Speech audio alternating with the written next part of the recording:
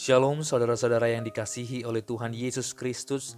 Hari ini kita akan mendengarkan kebenaran firman Tuhan yang menuntun kita untuk semakin serupa seperti Kristus dan mengerjakan yang terbaik bagi kemuliaan-Nya. Marilah kita meminta pertolongannya di dalam doa.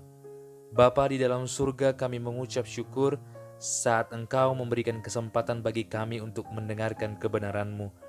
Berikanlah kami hati yang sungguh-sungguh mau melakukan kehendak-Mu dan pikiran yang mengerti kehendak-Mu. Terpujilah nama-Mu dalam nama Yesus. Amin. Saudara yang terkasih, firman Tuhan hari ini diambil dari Yesaya pasal yang ke-29 ayat yang ke-15. Celakalah orang yang menyembunyikan dalam-dalam rancangannya terhadap Tuhan, yang pekerjaan-pekerjaannya terjadi dalam gelap, sambil berkata, siapakah yang melihat kita dan siapakah yang mengenal kita? Saudara yang terkasih, ketika kita melihat satu perikop ini, maka kita akan dapat menemukan bahwa sesungguhnya Yesaya sedang berbicara mengenai begitu baiknya bangsa Israel beribadah kepada Tuhan, begitu tekunnya mereka beribadah kepada Tuhan, begitu seringnya mereka melakukan ritual ibadah kepada Tuhan. Tetapi firman Tuhan yang ditulis Yesaya berkata, celakalah. Celakalah, kenapa celaka? Karena ternyata orang-orang Israel ini walaupun mereka menyembah Allah dengan bibirnya, dengan mulutnya, hatinya jauh daripada Tuhan. Ini kita bisa lihat di ayat sebelumnya, tepatnya di ayat yang ke-13.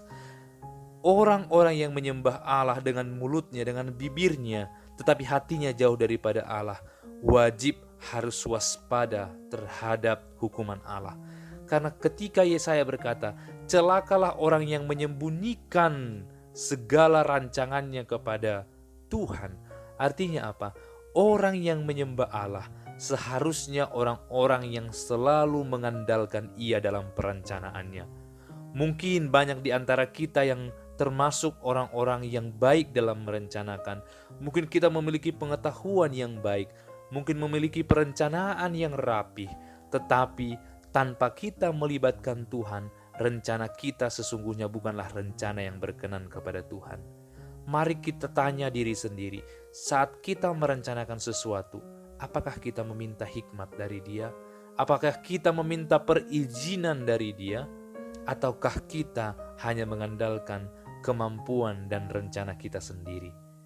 Ketika orang-orang yang menyembah Allah tidak datang kepada Tuhan menyerahkan rencananya, maka mereka disebut sebagai orang yang menyembunyikan rancangannya daripada Allah. Oleh karena itu Yesaya mengingatkan, hei kalian yang sering menyembah Allah, hei kalian yang selalu melakukan ibadah-ibadah, lakukanlah semua, tetapi andalkan dan libatkanlah Tuhan di dalam perencanaan. Melibatkan Tuhan adalah hal yang sulit, karena kita sering menganggap diri kita mampu.